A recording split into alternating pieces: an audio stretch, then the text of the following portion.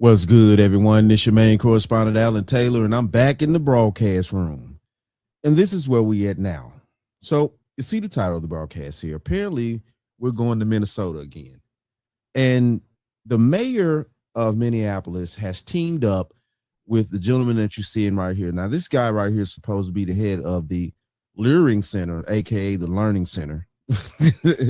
They've changed, they've corrected the name. But listen, look. We're going to go here now and we're going to check some things out, because the more things that get uncovered, the better off we are trying to get rid of these fraudsters, schemers, and degenerate people. Let's go here now. Quarters, nickels, and dimes. What was done was someone came to our building outside of operating hours. When there's a specific sign on our door that says our days and our hours, he came outside of those hours and then claimed, hey, they're closed. And they're still making money. We've been open. We haven't closed. We've been open for eight and a half years now. We haven't closed once during that period. The manager of a daycare in Minnesota gave the previous statement to Fox News regarding investigations into alleged fraud occurring at daycares across the state. The manager and son of the owner of the viral Quality Learning Center assures that there is no fraud and that their facility has been open for over 8 years with no problems. He claims he was visited outside. I don't see how. Now, listen, look, logically, I'm just going to ask this question here. So when there's a major storm that possibly happens and everything closes, you still open? And I get that, that's probably, something that's out the way to ask or state, but it's just the truth. I'm pretty sure Minneapolis has had some storms that they had to close. Outside of normal operating hours, referring to Nick Shirley's viral video where he visits daycare centers across the state and claims that the visit outside of normal hours is what made the facility look so inactive. He also said they are aware of the typo on the sign and that issue has since been resolved. A local resident told the New York Post that the activity around the learning center was highly unusual and said, "We've never seen kids go in there until today. That parking lot is empty all the time, and I was under the impression that place is permanently closed." In 2018, a video surfaced during a state fraud case showing parents dropping off their children, signing them in at a daycare, and then immediately taking them right back out. Investigators say this is so the providers could bill the state for a full day of care, even though the children didn't actually attend. The Post says dozens of people, vast majority Somali immigrants, have been arrested in the fraud scheme, of which $1 billion has been found to be misappropriated so far. This is a developing and ongoing story, so we will update you. It is what it is here. In the opening hours, it's a daycare, people. It's a daycare. They're not saying it's night care, which there are some facilities that are open at night for parents that probably work overnight, things like that. I'm pretty sure they exist. But this is a daycare. You're supposed to be open. Most people go to work around, let's say, depending on what career you have or job, whatever. Let's just start off at good 6 o'clock in the morning. Plus, you got to take time to get the kids up, get them ready, get going, things like that. Drop them off at said daycare, probably around maybe 7:30, 8 o'clock. If you got to be at work by 9, maybe, just considering traffic, things like that. I'm just thinking, period. So most daycares are open from those early morning hours till probably about 6, almost 7, somewhere in there. Give parents time to get off, fight traffic, things like that. So I'm just saying here, what are your opening hours? Because it's a daycare. How parents supposed to drop children off if you don't open till 2 o'clock in the afternoon or some dumbass shit like that? Like, your opening hours. Yeah, you wasn't open, period. That was your fucking opening hours. Let's keep going.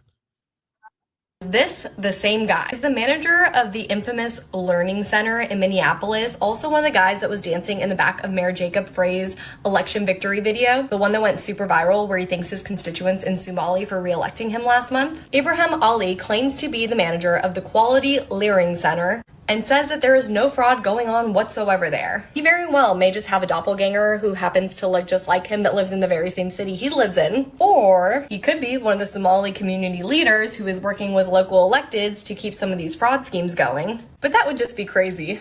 right? I could be totally wrong to assume this, but he's got a very unique face and hairline. Put out a certain message about a certain group. I mean, he looks so similar to this guy going.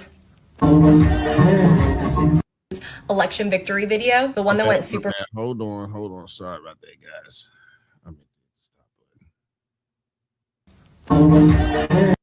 Okay, so as you can clearly see, you know, it looks just like the dude.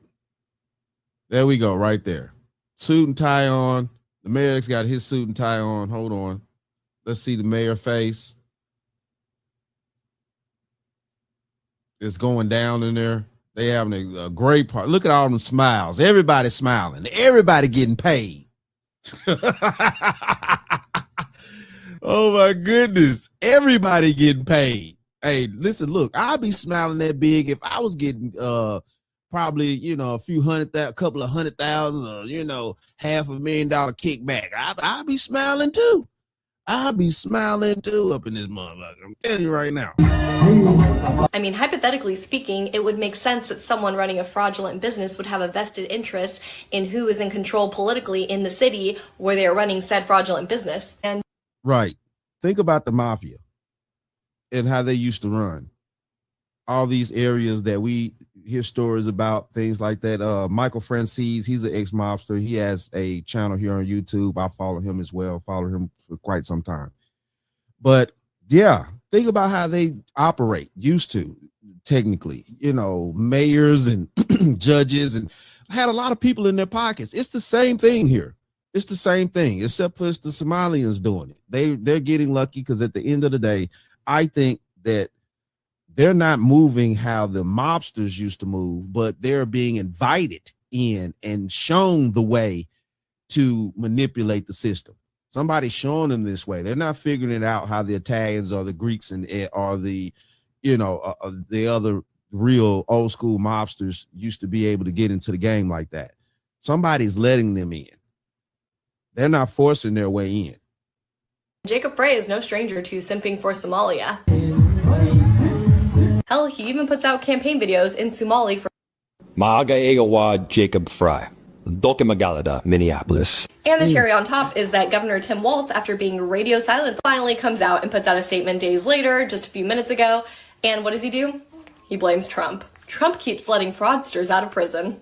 I'm curious, do you guys think this is the same guy? Because if I was the DOJ, I would be getting to know Ibrahim very well. Yeah, it is the same guy. I mean, Jesus Christ, it doesn't take a rocket scientist to figure that out. You know, I'm not talking about this lady that's presenting it. I'm talking about period. Just overall, you can clearly see it's the Abraham guy and the mayor partying to death.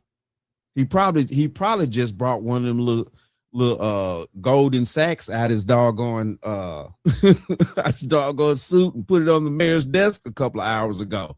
That's why the mayor cheesing like a 15-year-old schoolgirl. He cheesing hard up in there. Let's keep going. In case you was wondering, I could care less about them Somalians that's getting investigated for all of this child care fraud that they're doing, all this business fraud that's been going on. You know why? Because I'm an American citizen, and you know how hard it's been for me to get a business loan. And then you know what else? I even went to the Somalians because they had a lot of child care centers in Columbus, Ohio. And I was trying to figure out, how are y'all doing it? Like, can you put me on? Can you help me? And guess what? They wasn't trying to help me. I went.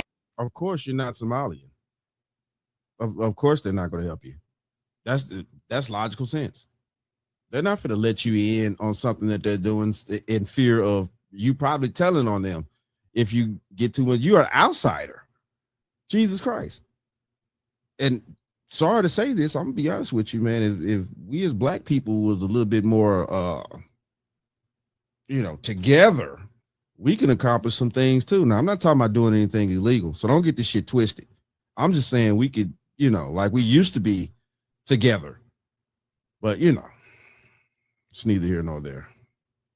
In to like do an internship at one, and the girl was showing me around and all that, but I'm like, let's get to the nitty gritty. How are y'all getting the funding? How are y'all doing this? Wouldn't give me the sauce. So you know what? Clink, clink. clink, clink. If it got to go that way, it got to go that way. And I just want to make this clear. I have nothing in general against the Somalian people at all. I don't care. Live your life freely. As an immigrant, do whatever. Live your life freely.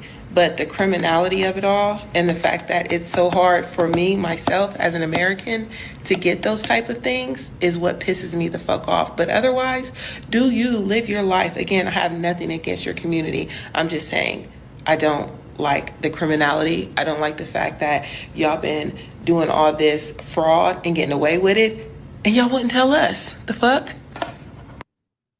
Yeah. Nah, baby, I don't need them to tell me how to scam the rest of my fellow Americans out of our tax dollars. I don't need that. Sorry.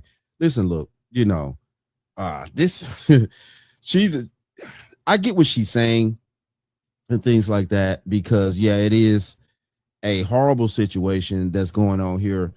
But the other situation that she's talking about she went to the people, tried to get the information and stuff like that. I wonder if they had gave her the information. I just wonder if they had to let her in. Would she be so eager to clink then? Would she actually run to the authorities and you know, give them the game plan on the inside information because she has it now and she's going to tell on the Somalians? I'm just wondering, you know, because at the end, she's like, well, she's like, I'm really upset because y'all didn't tell us. Like, baby, that don't look good. That don't look good. Black people not asking for the Somalians to tell us how to commit fraud against ourselves. Oh, Jesus. Let's keep going here. That's crazy because I'm 26 years old and constantly pay my bills on time. I have a car payment. I have hella student loans. I have all this stuff. I live at home with my parents. I do everything that I have to do. Literally squeaky clean.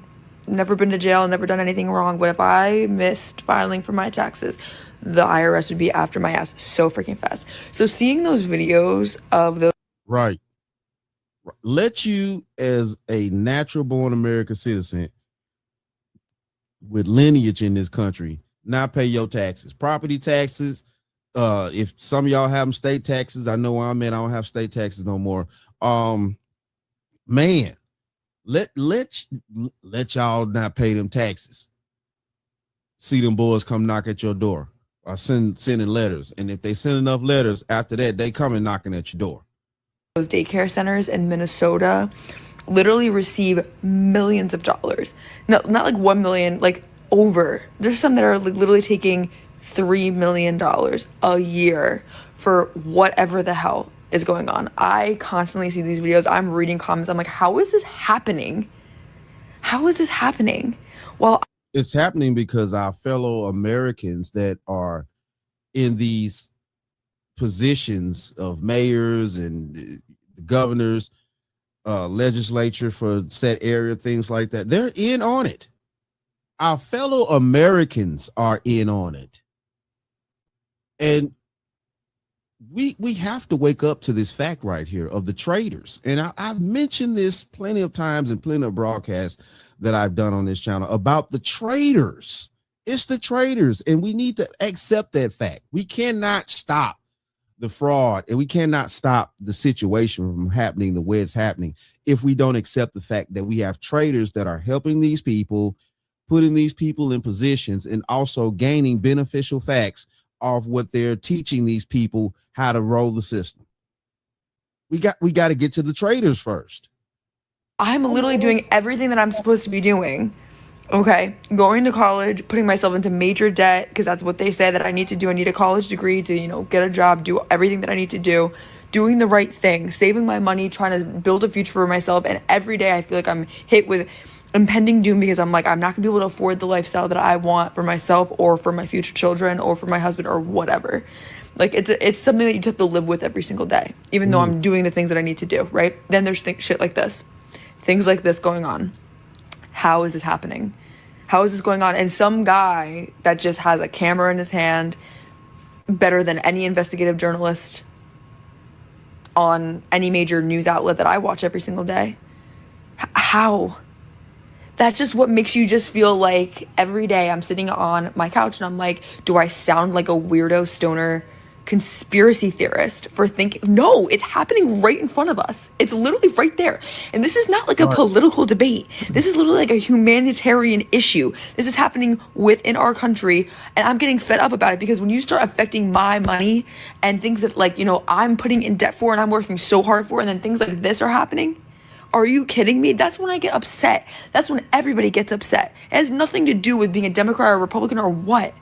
Like, I hate talking about politics like that, especially on social media, but like, I am so tired of it. I'm so tired of having that impending doom feeling when things like this are going on. Like, how are they even in a building? How are they paying rent? Like, people know about it. Like, whoever owns the building, how are they doing these things? They're obviously occupying, taking space. So you let me know. I want answers. Yeah, we all want answers, sweetheart. And we're not going to get them unless we do, like I said, and hold the traitors accountable. It has to start there. Now, I know we don't like these talking points here. I know we don't like these facts that I'm saying here. But we cannot stop the infiltration of what's going on, because it starts off very small, like this, and it grows like cancer. And the thing of this is, we have to get rid of the traitors first, or at least check the traitors to a degree to where they have to give up and be like, you know, it's just, we you know, America's on our ass too strong. We can't continue with you guys. Listen, look, we got to deal with the traitors first. I can't say it any stronger.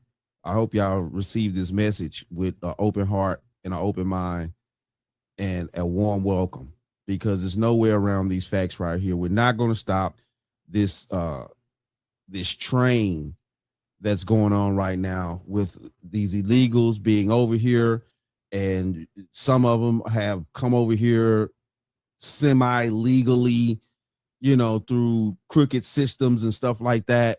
And yeah, it just is what it is now. So we got to deal with our own first in order to get rid of the rest. But this is where we at, people. Shout out to all you guys, man. You know what I'm saying? This Somali situation is a very huge problem for all of us as taxpayers. I don't see how we got a certain segment of Americans that are supporting this crap and things like that, and they're paying their taxes too.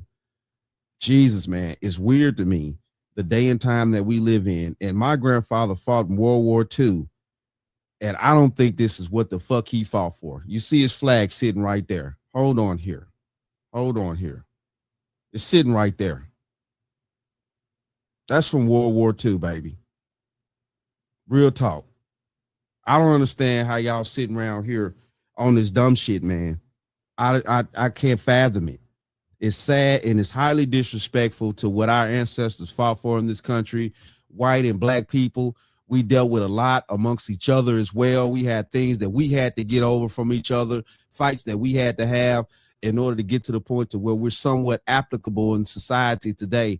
But it's also a certain segment of white people and a certain segment of black people that's on this stupid train out here of trying to represent and take other people's sides that I not even need to be in this country, because they're coming and sneaking in and destroying us from within. But it is what it is, though. Shout out to all my subscribers. Mad love to y'all. If you're new to the channel, please hit that like, share, subscribe button. Make sure you ring that bell to be notified whenever I decide to post things. And like I always say, and that, my friends, is the bottom line. That, my friends, is the bottom line. Take care of the traitors. We got to get the traitors first. Then we can clear everything up.